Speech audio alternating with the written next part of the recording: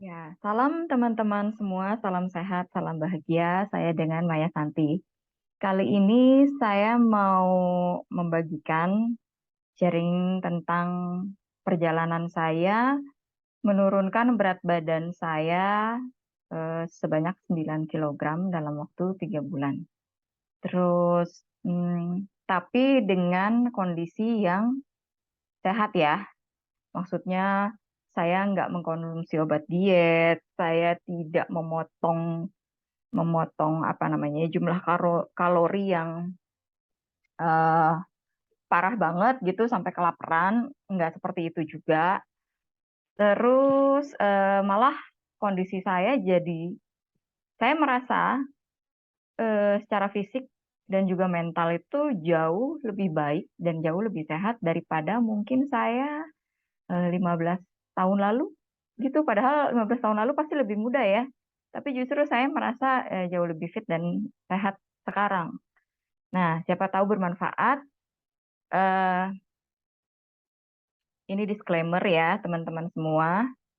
Eh, apa yang saya bagikan di sini jangan digunakan bulat-bulat sebagai nasihat medis. Karena saya bukan tenaga kesehatan, saya hanya berbagi berdasarkan pengalaman yang saya alami. Kondisi kita mungkin bisa jadi berbeda-beda dan kebutuhan kita atau cara yang kita lakukan untuk menjaga kesehatan tubuh kita bisa jadi juga memang tidak sama ya. Tapi anggap saja ini sebagai pengetahuan atau trivia aja.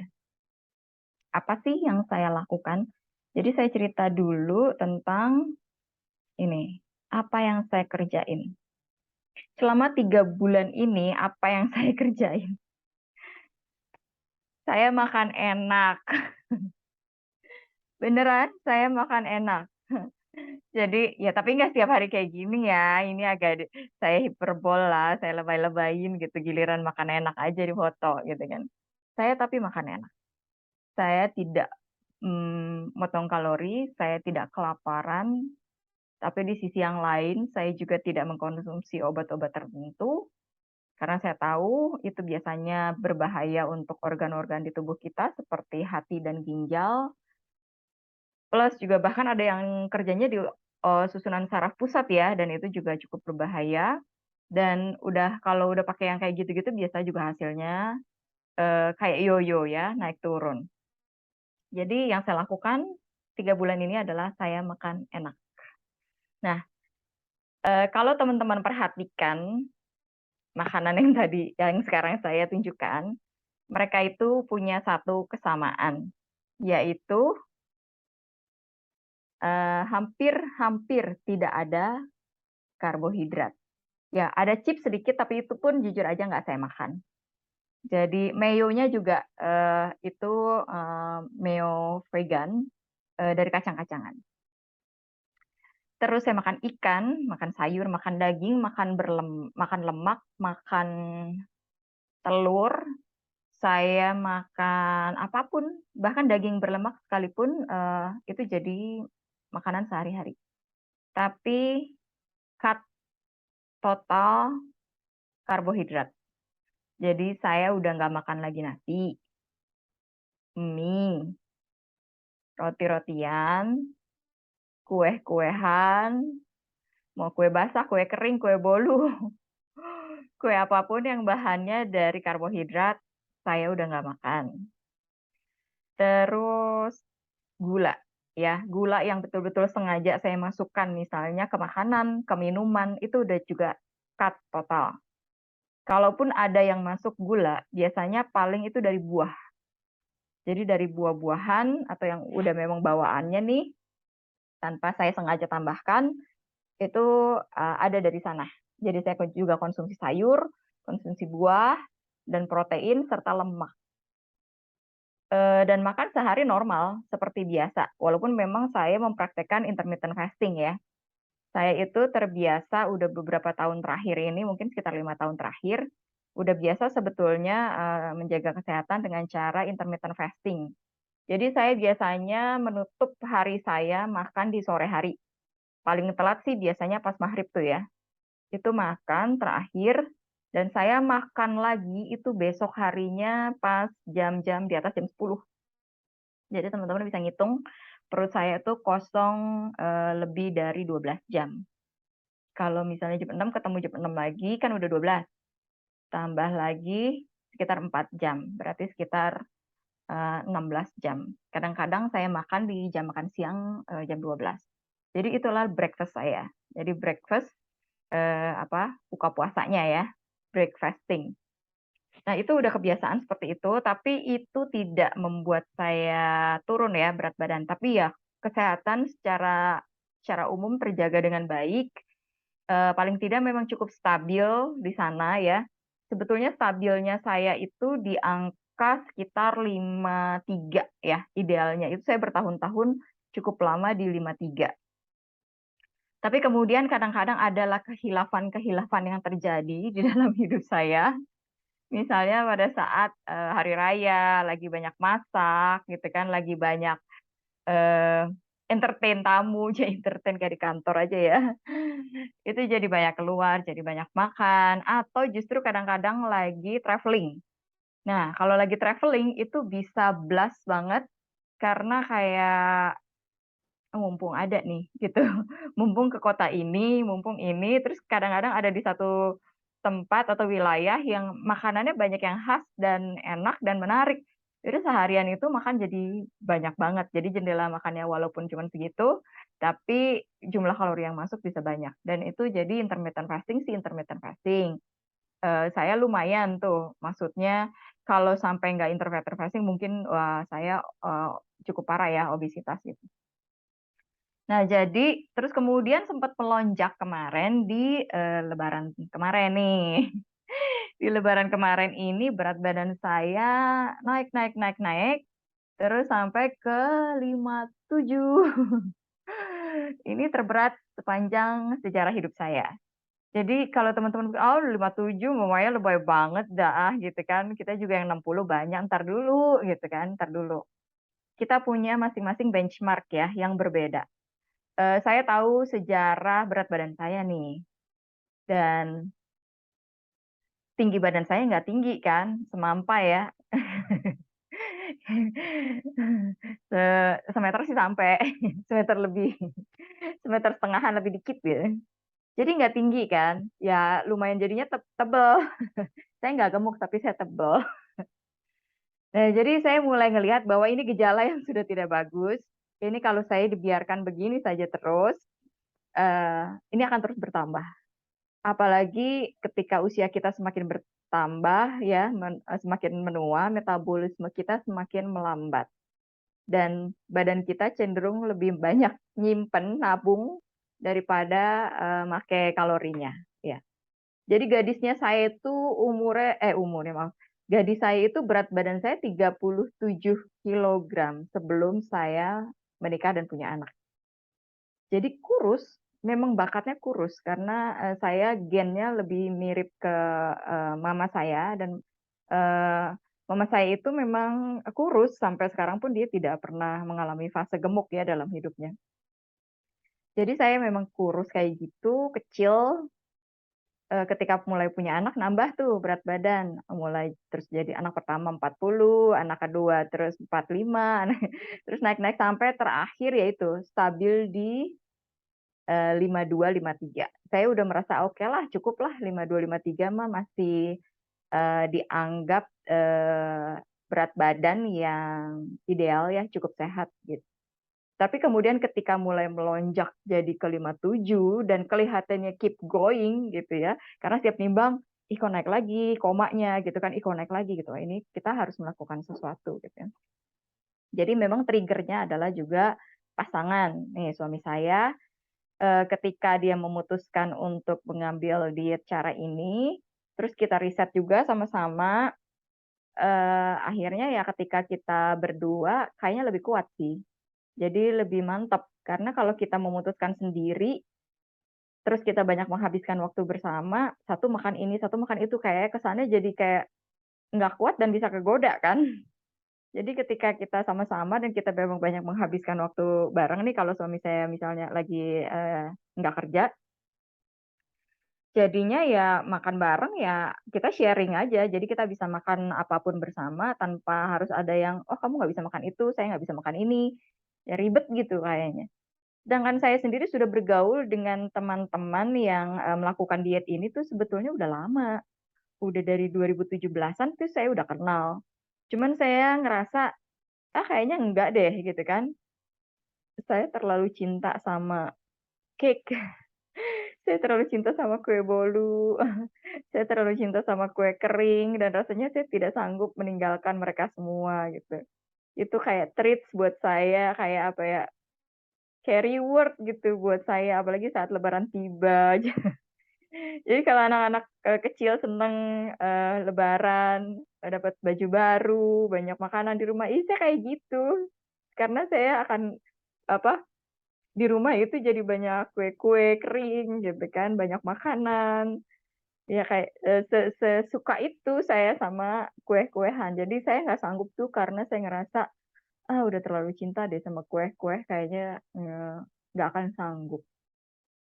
Tapi memang motivasi itu penting. Jadi ketika saya melihat angka di timbangan udah 57 dan sebentar lagi aduh nggak terasa nih ya, kayak sebulan lagi dalam hati saya bisa 60 nih. Dan ketika udah 60, itu udah angka psikologis menurut saya. Udah angka psikologis yang, aduh ini kayak, harus putar balik sekarang. Kalau nggak bablas nih, bablas udah bisa kejauhan. Jadi itu penting ya, motivasi itu penting dan niat itu penting. Dengan begitu akhirnya kita yang berpikir, "Kayaknya nggak sanggup deh, nggak sanggup." Akhirnya jadi sanggup juga dan jadi bisa. Dan dukungan pasangan memang penting. Nah, jadi berat badan saya 8 Mei itu, 57 kilo dan berat badan saya 30 Juli ya, saat saya merekam ini, itu 48 kilo. Dan saya berniat untuk keep menjaganya di sini. Sebetulnya sampai menyentuh 50 juga saya fine sih, saya nggak apa-apa. Jadi mungkin angka psikologi saya sekarang yang baru adalah, 50. Terus saya juga rajin ngukurin selama proses ini. Jadi 3 bulan itu nggak langsung drastis, apa, langsung 1 hari berapa kilo, enggak. Jadi dikit-dikit tuh turunnya, 100 gram, 200 gram, gitu, kayak gitu terus tiap hari. Saya nimbangin tiap hari gitu kan, saya catetin, ternyata turun lagi dan saya tahu yang terbakar atau yang terpakai adalah, simpenan saya di deposito yang udah saya simpen lama banget, mungkin udah 10 tahun lebih nih. Jadi pinggang saya yang berkurang jauh. Jadi tadinya 85 senti lingkarnya, terus sekarang nih udah 75. Jadi 10 senti pinggang tuh lumayan loh. 10 senti tuh pinggang lumayan loh. Jadi kalau ukuran celana tadinya L, saya tuh sekarang, bisa M, agak sedikit longgar, gitu. Jadi M tuh nggak ngepas gitu. Kalau L nih sekarang udah celana-celana saya yang baru terakhir mungkin berapa tahun ini beli, itu lumayan kegedean. Nah, alhasil saya bongkar-bongkar lagi tuh gudang, baju-baju saya yang lama itu saya keluarin lagi, saya cuci lagi dan bisa dipakai lagi, menyenangkan sih ya. Karena kita jadi bisa pakai lagi baju-baju kita yang lama. Terus lingkar paha saya juga lumayan turun dari 53 senti sekarang jadi 47. Jadi ini salah satu bukti signifikan bahwa yang kepakai itu lemaknya gitu, yang kebakar itu lemaknya. Lalu, oke, mungkin ada beberapa yang ini saya mencuplik, YouTube seorang dokter bernama Amir Karam dan dia seorang surgeon atau seorang ahli bedah plastik.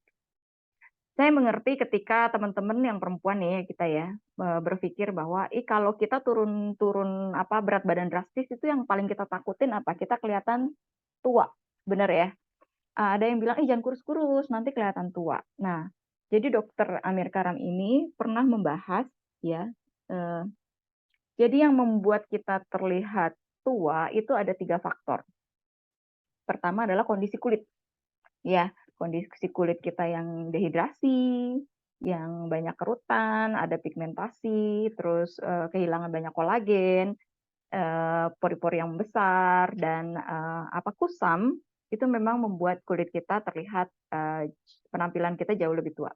Lalu yang kedua, faktor lain adalah volume loss. Jadi ketika ya ini ya, ketika kita turun berat badan, maka kan ada fat-fat yang di wajah kita, Apalagi saya memang cabi ya, tapi sekarang masih cabi sih. Kayaknya permanen sih ini. Nggak bisa apa?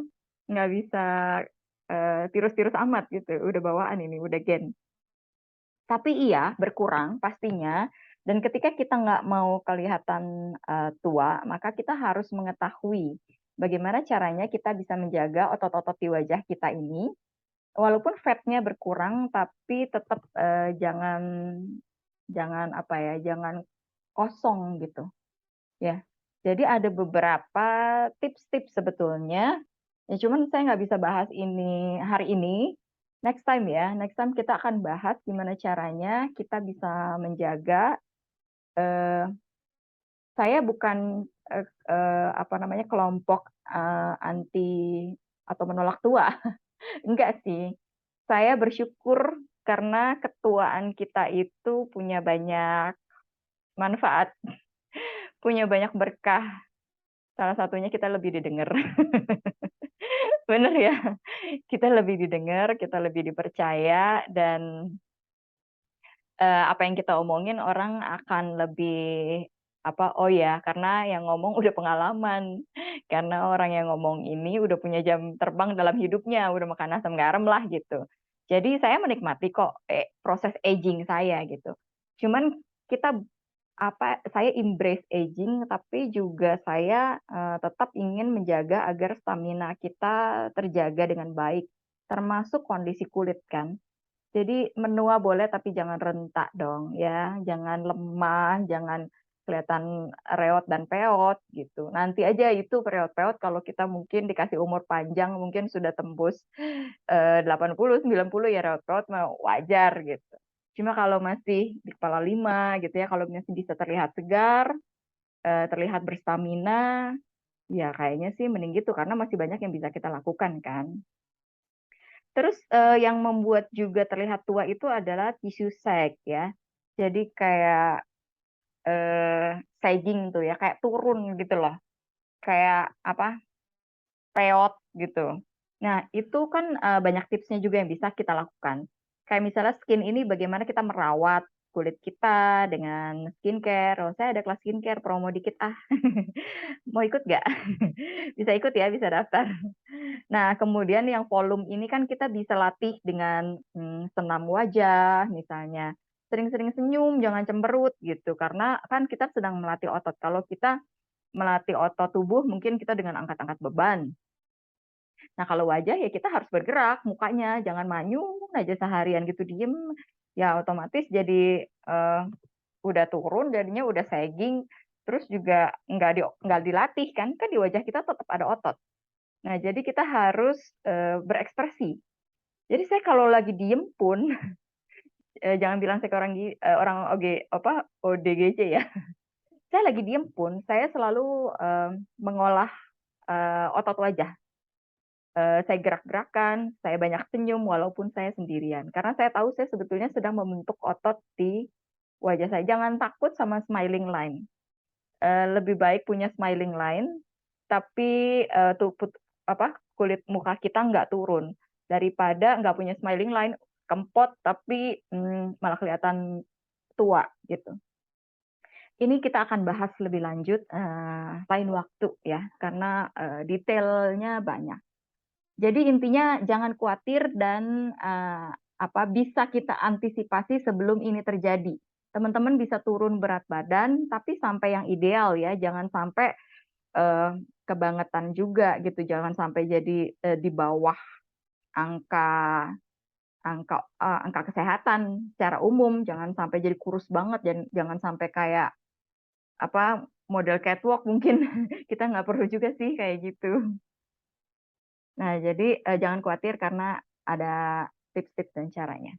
Jadi apa yang saya lakukan ini ternyata ada namanya ya. Sebentar, mohon maaf ini kok gambar saya hilang ya.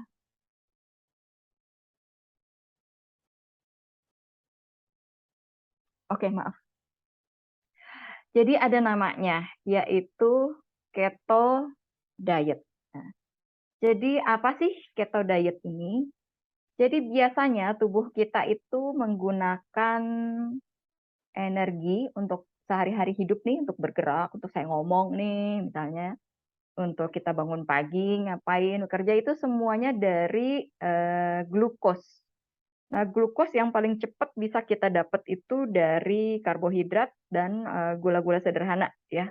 Minuman manis misalnya, ya ya gula-gula yang kita masukkan di dalam makanan yang kita konsumsi atau minuman yang kita konsumsi. Termasuk di dalamnya ini ya, karbohidrat tepung-tepungan.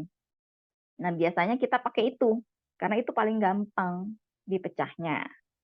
Cuma memang ketika ini over atau kebanyakan seringkali bisa mengganggu kerja pankreas dalam menghasilkan insulin. Nah, kalau kebanyakan orang-orang tertentu bisa jadi kena diabetes. Tapi anggaplah kita ini disclaimer sekali lagi, apakah semua orang bisa mengikuti diet ini? Nanti saya akan membaca tulisan seorang dokter ya yang saya sudah minta izin dari beliau untuk boleh saya sebutkan sumber dan bacaannya, siapa aja yang boleh dan siapa yang enggak ya. Nanti itu terakhir. Jadi ini saya cerita dulu prosesnya. Jadi si glukosa ini kita pakai untuk energi sehari-hari. Bedanya kalau keto, kita udah nggak pakai lagi glukos. Jadi ini simpanan saya yang tebal di perut ini kan harus saya pakai selama saya masih mengkonsumsi karbo dan glukosa, maka ini simpanan saya nggak bakal keluar-keluar ya. Jadi tetap akan tersimpan. Kecuali saya puasa dalam jangka waktu yang lebih panjang. Tapi itu pun sama, nanti ujung-ujungnya dia akan jatuhnya ke keto gitu. Karena ketika kita puasa dalam jangka waktu yang cukup panjang, maka kan intake kita pada karbo, pada glukos itu kan berkurang jauh. Karena kan kita banyaknya kosong. Nah, otomatis karena kekurangan, ketika tubuh kita kekurangan ini untuk energi sehari-hari, yang dipecah kemudian adalah lemak. Jadi mulailah lemak yang tersimpan, yang selama ini kita tabung, yang tabungan yang tidak kita inginkan ini, akhirnya dibongkar juga. Nah, jadi caranya seperti itu. Memang agak agak pahit buat teman-teman yang suka makan nasi, tepung, roti-rotian, apa seperti saya yang suka cake gitu ya. Emang agak pahit sih, karena benar-benar kalau mau berhasil cut total, ya teman-teman harus putus hubungan dulu dengan semua tepung-tepungan, gula, dan juga ya nasi, ya keluarga serealia, termasuk oat di dalamnya. Terus apa yang bisa dikonsumsi, teman-teman makan seperti biasa, apapun itu yang tidak mengandung si karbo itu. Jadi buah jangan buah yang manis. Kalau buah manis saya makan paling sedikit. Buah yang sangat disarankan alpukat. Ya, jadi di rumah ini sekarang jadinya selalu ada alpukat. Karena alpukat itu kaya dengan lemak dan lemak ini yang akan kita pakai. Nah, jadi si lemak ini dipakai menjadi kalori. Bisa. Iya, betul bisa. Karena tubuh kita tuh udah didesain dengan smart ya. Kalau ada orang smartphone, kalau ada AI, maka tubuh kita tuh wow, melampaui itu semua. Jadi ketika ini nggak ada, ini nggak bisa, maka akan dipakai ini. Gitu. Jadi ini saya minjem gambar dari ini, silakan dilihat. Ada websitenya ya. Nah, jadi secerdas itu tubuh kita. Jadi tinggal kita manajerin aja. Tinggal kita mau jadi manajer yang seperti apa dan kita harus tahu oh ini kalau diginiin akan beloknya ke sini, kalau ini jadi begini. Jadi ketika kita berhenti mengkonsumsi karbo, maka lemak kita akan dipakai. Tapi jangan cheating ya di awal-awal kalau bisa sih apa ya, benar-benar aduh tapi saya nggak bisa gitu misalnya. Ada yang mengatakan secara teori boleh karbo itu 20 sampai 50 gram. Jadi kalau nasi mungkin 2 sendok gitu. Atau mungkin teman-teman bisa ganti dengan karbo-karbo yang sangat rendah kalori ya, seperti tepung porang yang kemudian ya kita taunya shirataki ya, itu kan dari porang. Nah itu juga konon katanya sih karbonya kalorinya rendah banget. Saya di awal-awal pernah juga sih konsumsi itu, tapi emang nggak biasa ya makan begitu, jadi kayak makan makan lauk pakai jelly gitu karena, apa, teksturnya tuh kayak jelly. Jadi akhirnya terus udah makin ke sini itu makin udah badan kebiasaan, nggak laper. Jadinya nggak ada rasa lapar, nggak ada rasa kayak saya sedang, mengubah pola makan saya gitu. Jadi biasa aja sih, malah kenyang, malah lebih berstamina, eee, kayaknya tubuh jadi kayak lebih ringan. Saya tuh suka ini, sakit di apa, di punuk. Kalau kata orang itu, karena trigliserida yang sering tinggi, betul ya.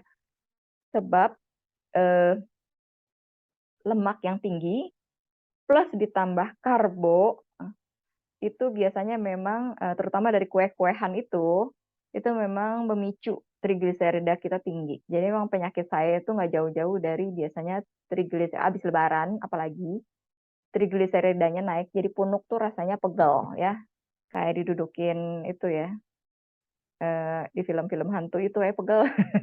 Nggak, saya bercanda ya. Nah, tapi sejak saya melakukan diet ini tuh ringan banget malah, ringan banget. Nah, jadi kayak gitu prosesnya. Lalu, apa sih yang saya lakukan ya tadi, saya ulang lagi ini ada teorinya. Jadi pertama adalah meng-cut, sebisa mungkin, sebanyak mungkin karbohidrat, makanan karbohidrat. Saya malah waktu itu sampai cut-nya itu di awal-awal malah, hampir 100%. Jadi kalaupun ada gula sedikit-sedikit ya itu cuma dari buah aja, atau dari buah yang ada di salad gitu. Cuma itu, jadi cepet banget. Terus, jadinya sih tubuh kita mencari alternatif energi, sumber energi. Kemudian apa, tanpa glukosa tubuh kita akan mulai membakar lemak, ngeluarin tabungan-tabungan yang tidak kita inginkan tadi. Jadi biasanya kalau perempuan itu di perut dan pinggang. Jadi makanya berasa banget tuh tadi saya 10 senti itu tuh berasa sekali. Ketika udah mulai keton, jadi istilahnya namanya udah keton ya, ketika tubuh kita mulai membakar lemak untuk menjadi energi itu namanya prosesnya keton. Jadi ketika udah keton levelnya ini di dalam darah kita menyentuh angka tertentu, maka kita sudah memasuki level ketosis. Yaitu tubuh kita udah kebiasaan akan menggunakan lemak sebagai, sumber kalori. Nah, maka dari itu dietnya justru harus diet tinggi lemak. Karena kemudian ketika kita sudah mencapai ketosis, lemak kita akan terus terbakar. Terus dan berat badan kita akan terus berkurang. Nah, ketika ketosis ini maka kita harus supply justru dengan lemak dan banyak alternatif lemak ya di, di dalam kehidupan kita sehari-hari. Jadi saya mengkonsumsi selain alpukat, itu juga, saya glek aja langsung olive oil, terus VCO, makanya saya juga bikin VCO, ya itu bisa kita glek langsung tuh untuk sumber, energi. Nah, tapi, teman-teman jika sudah mencapai target tertentu, tidak harus sih selalu seperti ini. Teman-teman bisa berhenti, berhenti dan memulai kemudian udah lembaran baru ya, ibaratnya nih udah di-reset, udah diputihin nih dosa-dosa kita. Kita mulai lembaran baru dengan diet yang sehat, supaya, lingkar pinggang kita yang udah berkurang jangan nambah lagi. Jadi makan secukupnya sesuai dengan kebutuhan kalori satu hari. Nah itu bisa. Plus kalau bisa untuk menjaga agar tubuh kita, tidak sagging, kalau tadi wajah juga ya ada tips-tipsnya gitu, maka kita juga olah tubuh. Ya, saya sesekali juga jalan pagi, berenang, nge-gym, walaupun nggak rajin-rajin banget, tapi paling nggak ada kegiatan. Dan setiap hari juga pasti ada kegiatan, eee, yang selalu menggunakan, apa namanya ya, gerak tubuh yang cukup banyak ya. Mondar-mandir, ke sana ke sini, dan sebagainya, nengokin kebun misalnya. Jadi itu juga cukup, menguras energi dan juga menggunakan otot-otot di tubuh. Jadi jangan pasif, jangan mageran, jangan tidur doang. Ya ini salah satu, dosa yang akan menimbulkan deposito deposito tadi. Nah, kapan kita tahu ketika kita itu sudah mengalami ketosis? Sederhananya adalah kalau teman-teman yang biasa gula darahnya tinggi, itu malah akan turun. Gitu. Jadi gula darah akan turun dan berat badan juga akan turun. Terutama di area-area ukurannya akan turun yang banyak fat sebelumnya ya. Nah, seperti itu salah satu tandanya. Terus, nah ini saya tadi ya karena saya mau sharing kepada teman-teman, maka saya mencari literatur yang bisa dipercaya dan ini kebetulan ada sebuah website namanya whitecoathunter.com. Teman-teman bisa lihat di situ ada tulisan Dr. Rifan Eka Putra Nasution. Saya sudah minta izin pada beliau untuk bisa menyebutkan sumber dan selanjutnya saya akan banyak membaca nih ya teman-teman apa yang ditulis beliau, highlight-highlightnya aja. Nanti teman-teman bisa kunjungi juga website ini. Beliau menulis cukup panjang sekali tentang keto penjelasannya, do's and don't-nya, mana yang boleh dan mana yang enggak, bagus buat siapa, dan sebagainya. Cara singkat aja mungkin saya akan membaca. Tadi kalau prosesnya kan udah kita sharing bahwa ketika karbohidrat udah di-cut, maka tubuh kita udah mulai pakai lemak. Jadi diet keto adalah cara paling efektif untuk membuat tubuh kita mengalami ketosis. Proses diet ini secara umum mengharuskan kita mengurangi konsumsi karbohidrat menjadi 20 hingga 50 gram per hari. Ya tadi ya, yang saya bilang katanya sih boleh masih ada karbo 20 sampai 50 gram per hari. Konsumsi karbohidrat lain yang besar itu harus kita ganti dengan makanan-makanan yang mengandung lemak seperti daging, ikan, telur, kacang-kacangan, minyak sehat ya, seperti minyak ikan, minyak zaitun, VCO juga. Kita juga harus mengurangi konsumsi protein, sebab tubuh kita dapat mengubah protein menjadi glukosa bila kita mengkonsumsi protein dalam jumlah yang banyak. Jadi protein juga posisinya nomor 2. Jadi lemak dulu, terus baru si protein. Jadi kalau makan daging, daging yang berlemak yang dicari. Terus beda sama diet orang yang bodybuilding ya. Beda sama dietnya orang-orang yang pengen membentuk otot. Itu protein ada di nomor 1. Kalau keto, maka lemak di nomor 1. Jadi si protein ini nomor 2. Jadi dia juga nggak boleh terlalu banyak-banyak banget. Nggak boleh ngalahin jumlah si lemak. Nah, kalau protein soalnya bisa dirubah juga jadi glukosa. Dan kadang-kadang diet keto yang mungkin kurang tepat, nggak balance, gula darah juga bisa agak naik gitu karena dari si protein itu. Jadi kalau proteinnya terlalu tinggi ini kondisinya juga akan memperlambat perubahan keadaan metabolisme menjadi ketosis. Dan puasa intermittent juga dapat membantu tubuh mengalami kondisi ketosis lebih cepat. Jadi kenapa saya mungkin saya prosesnya cukup cepat karena saya udah terbiasa intermittent fasting itu. Jadi mirip seperti diet ketogenik, banyak jenis puasa intermittent, namun yang umum dilakukan adalah memiliki jeda makanan per hari itu 16 jam puasa. Jadi sisanya jam makan. Beberapa gejala tertentu kita yang juga dapat kita sebagai tanda tubuh. Apa sih ini kok tulisannya begini ya? Bentar saya simpulin dulu. Kayaknya typo. Oh, oke. Jadi maksudnya ketika tubuh kita ini sudah mengalami ketosis tuh gejalanya apa saja? Gejala tertentu yang dapat kita sebagai tanda. Oke. Ini katanya sih gejala ketosis. Kita bisa jadi lebih sering haus, mulut sering kering, terus sering buang air kecil. Terus apa ya? Oh, jadi menurunkan rasa lapar. Jadi jarang lapar gitu ya. Menurunkan nafsu makan. Iya sih, memang seperti itu. Tapi saya nggak terlalu ngalamin kayak Bapak sering-sering banget buang air kecil kayak gitu sih. Mulut kering juga nggak terlalu sih ya. Tapi saya cuma ngalamin sakit kepala itu 2 hari.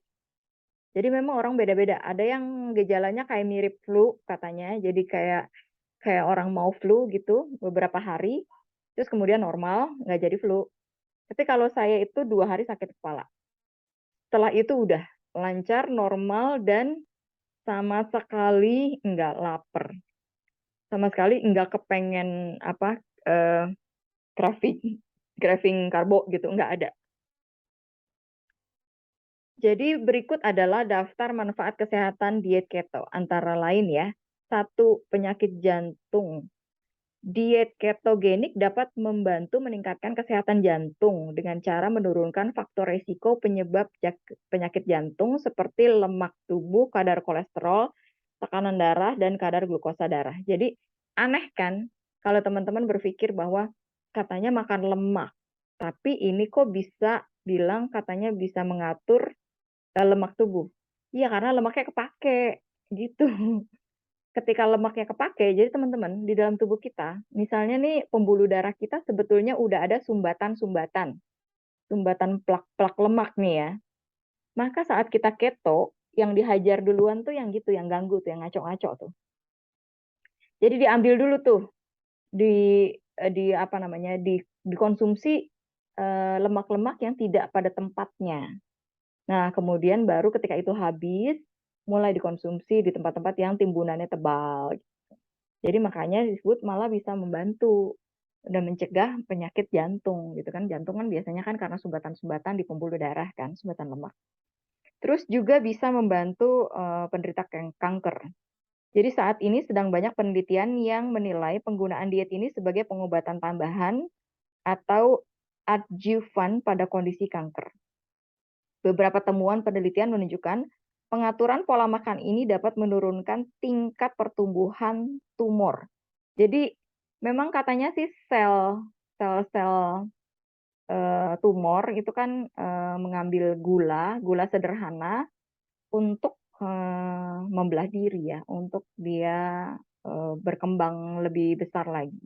Jadi ketika gula di-cut sih logika ya, masuk akal. Jadi otomatis dengan sendirinya itu bisa menghambat mereka bertumbuh lebih jauh. Lalu bisa juga membantu penyakit Alzheimer. Diet ini mampu mengurangi gejala penyakit Alzheimer dan memperlambat perkembangan penyakitnya. Lalu juga bisa membantu penyakit Parkinson. Satu penelitian menunjukkan bahwa diet ini mampu mengurangi gejala penyakit Parkinson. Di dalam website ini teman-teman akan menemukan bahwa Dr. Rifan ini mencantumkan sumber-sumbernya ya. Jadi penelitian-penelitian yang sudah dilakukan baik di luar ataupun dalam negeri. Terus sindrom ovarium polikistik. Diet keto dapat membantu mengurangi kadar insulin. Insulin adalah salah satu hormon yang berperan dalam perkembangan sindrom ovarium polikistik. Jadi semacam apa? Semacam kista kali ya. Ya, jadi semacam kista di ovarium kita gitu di indung telur ya. Jadi terus juga bisa membantu cedera otak. Beberapa penelitian menunjukkan bahwa diet dapat meningkatkan status kesehatan pasien dengan cedera otak traumatik. Nah, jadi banyak manfaatnya. Sebentar saya akan jam aja carikan ke bagian yang cukup penting. Misalnya gini, apa makanan yang harus kita hindari saat menjalani diet ketogenik? Ya, makanan manis, makanan minuman yang tentu saja mengandung gula ya, minuman berkadar gula tinggi, smoothies, ya smoothies yang di pasaran kan kadar gulanya tinggi-tinggi ya. Kue, kue, es krim, permen dan lain-lain. Lalu serealia ya seperti keluarga gandum, nasi termasuk di dalamnya. Pasta, sereal ya karena pasta terbuat dari terigu, ya semua bahan terigu lah. Lalu buah dalam porsi kecil boleh, Cuma buah yang terlalu manis dalam porsi besar, apalagi buah kayak mangga itu kalorinya cukup besar ya. Terus keluarga kacang-kacangan seperti legum, itu juga kalau bisa sih jangan terlalu banyak. Umbi-umbian juga dihindari ya, kentang, ubi jalar, singkong, dan sebagainya. Lalu juga makanan-makanan seperti saus-saus yang berkalori tinggi. Itu kita hindari. Lalu apalagi? Sebaiknya yang dikonsumsi ya. Tadi udah ya beberapa dimension daging, daging merah, steak. Jadi lumayan nih di rumah ini kita sering makan steak gaya banget. Gaya banget. Ya karena makan di luar mahal akhirnya kita nggak modal. Jadi beli daging steak untuk dimasak di rumah.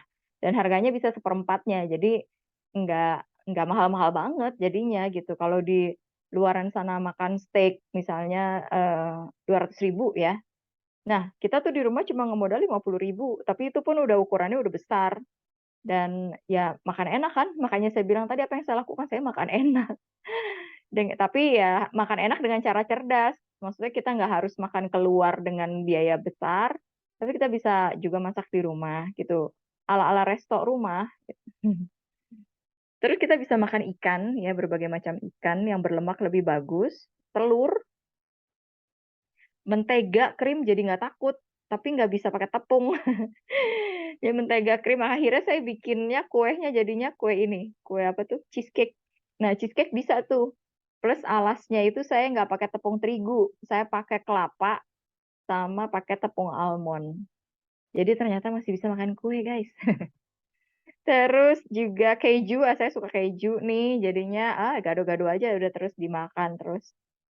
Lalu kacang-kacangan, ya kacang-kacangan berupa biji-bijian seperti almond, walnut, flaxseed, kacang tanah. Nah, ini saya makan nih, kemilannya jadi beginian nih.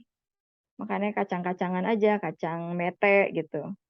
Terus minyak-minyakan juga ada VCO, minyak zaitun, minyak alpukat, terus buah alpukatnya. Juga segala macam sayur-sayuran hijau, tomat, bawang-bawangan, paprika, semua makan yang banyak nggak apa-apa. Terus juga bumbu-bumbu dapur dimakan, misalnya garam, lada, ya iyalah maksudnya.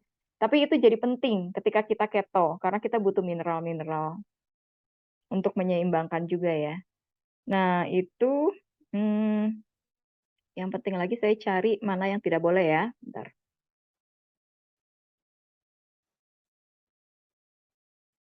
Kalau efek samping tadi saya udah cerita yang awal-awal tuh kadang-kadang ada orang yang gejalanya kayak flu, ada yang mual, ada yang susah tidur. Kalau lain-lain, kalau saya tuh ya sakit kepala itu. Terus minum air putih yang banyak juga ya, karena kan yang kita cerna lemak dan juga protein. Terus oh ya, resiko kesehatan diet keto ya. Jika ini harus adil ya, saya juga harus utarakan resikonya.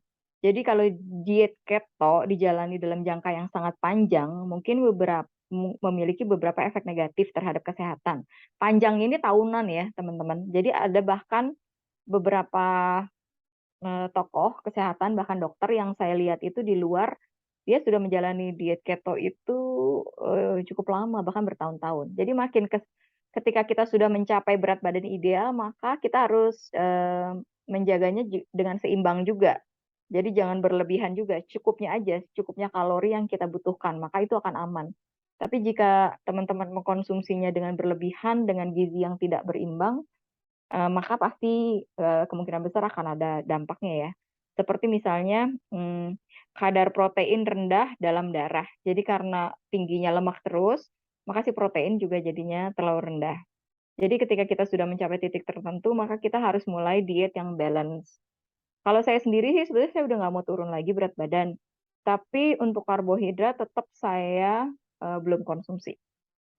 Tapi saya udah mulai switch. Switch-nya itu lemaknya udah mulai saya kurangin sedikit, protein saya lebihin, dan saya udah mulai pelan-pelan bentuk otot ya. Walaupun saya bukan mau jadi apa namanya ya, bodybuilder gitu atau yang jadi keker enggak sih. Tapi paling enggak sampai ke firm ke apa ya, ke ke, ke apa sih firm? Kekencangan. Kekencangan yang menurut saya udah cukup ideal nih. Udah, jadi tinggal dijaga aja di situ. Terus bisa juga jadi lemak berlebihan, makanya tadi kalau udah ideal jumlah lemaknya juga harus dikurangin supaya tidak ada lemak berlebihan yang menutup hati ya. Terus bisa jadi juga bisa kalau lama kelamaan bisa kena batu ginjal. Terus juga bisa defisiensi mikronutrien karena juga sebetulnya di berbagai macam makanan kan banyak nutrisi-nutrisi yang kita butuhkan. Untuk itu kita harus pinter-pinter ngelihat kita tuh butuh apa, kita kurang apa, dan kita bisa dapat di mana tanpa harus mengkonsumsi sumbernya itu terlalu banyak, apalagi jika sumbernya itu ternyata berkalori tinggi. Jadi emang harus banyak riset dan harus banyak belajar. Yang paling dikasih tanda banget nih sama Dokter Ivan adalah jika orang mengkonsumsi jenis obat penghambat sodium glukosa kontransporter 2 atau dalam kurung SGLT2 untuk diabetes tipe 2 dapat meningkatkan resiko ketoasidosis diabetik. Jadi tidak disarankan ya untuk penderita diabetes melakukan diet ini, apalagi yang minum obat ini. Jadi bisa beresiko ketoasidosis. Beda.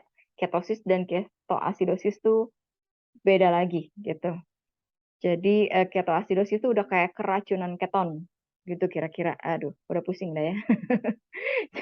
Udah kita nggak usah terlalu dalam, tapi uh, saya berharap ya, intinya teman-teman itu dapat mengambil manfaatnya dan mungkin menimbang-nimbang. Tapi sebelumnya mungkin ini disclaimer dari saya. Bentar nih, kok nggak bisa geser ya? Ada, nggak mau gerak. Oh, udah habis ya? Oh, udah habis ternyata slide-nya. Pantesan nggak mau gerak. Jadi kesimpulan dari Dokter Ivan adalah diet ketogenik bagus untuk orang yang satu, kelebihan berat badan. Saya ngerasa sih, saya udah kelebihan berat badan di titik yang 57 itu ya. Kedua, menderita penyakit-penyakit, mungkin apa tadi jantung gitu ya. Terus yang ketiga ingin meningkatkan kesehatan metabolik. Jadi yang sekedar ingin sehat, eh, menyehatkan metabolisme juga sebetulnya boleh. Oke, teman-teman yang nggak ada masalah berat badan, sekali-sekali mungkin jika tidak ada masalah kesehatan juga, mungkin bisa juga sih untuk membuat tubuhnya itu berada dalam keadaan keton untuk jangka waktu tertentu. Jadi demikian teman-teman, itu yang saya lakukan dan sekarang ini saya mencoba menjaga pola makan saya. Saya sih sebenarnya nggak ribet makannya, apa aja makan, di warung-warung juga makan, cuma dipilih. Maksudnya kayak misalnya makan ayam geprek gitu ya. Saya akan tanya, itu ayamnya digoreng pakai tepung nggak gitu. Kalau misalnya ada pilihan, kalau bisa jangan pakai tepung deh, ayam aja nggak apa-apa. Ya udah makan ayam geprek. Jadi saya nggak masalah, saya bisa makan dimanapun, pinggir jalan kek, di warung dimanapun, di restoran mewah apalagi. Ya bisa ya, apalagi kalau ada yang gratisin, itu cepat langsung berangkat. Jadi itu yang saya lakukan. Sekarang saya berusaha juga intake kalori tidak berlebih. Karbo masih saya cut karena saya ngerasa metabolisme saya itu paling kalah, paling jelek saat saya mengkonsumsi karbohidrat terlalu banyak.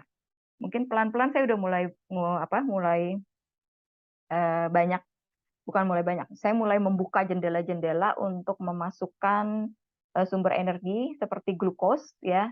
Saya makan buah kering, itu kan juga kan tinggi ya gulanya. Tapi sedikit-sedikit, misalnya kayak kurma. Kurma itu saya pakai 3, misalnya untuk saya blender dengan susu, kayak gitu-gitu. Terus saya tetap minum probiotik, pasti itu nomor 1 buat saya, karena itu penting untuk kesehatan pencernaan.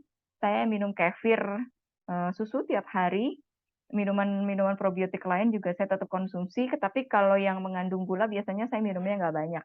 Saya minumnya dikit aja. Terus nggak setiap hari, berapa hari sekali gitu. Misalnya saya minum soda telang, itu juga saya minum. Tapi biasanya juga gulanya udah saya minimalkan dari awal. Nah, seperti itu ya teman-teman. Semoga ada manfaatnya. Mohon maaf ini kalau panjang banget. Emang doyan ngomong sih kayaknya. Ada lowongan penyiar radio nggak? Mau dong saya. Oke, baik teman-teman. Jika ada ide-ide, mungkin ada yang bisa sharing. Boleh juga saya di Japri. Yang pasti sih saya akan berbagi tentang apa yang saya lakukan ya. Yang udah saya praktekin. Namanya juga kan embel-embelnya praktisi gitu. Pastinya yang harus saya praktekin dulu. Kalau saya belum praktekin, masih teori, ya pasti saya ceritanya ngawang-ngawang gitu karena saya belum tahu seperti apa menjalaninya. Jadi kalau udah saya praktekin, udah saya jalanin, saya bisa cerita pengalaman saya. Tuh. Salam ya teman-teman semua, salam sehat, salam bahagia. Terima kasih.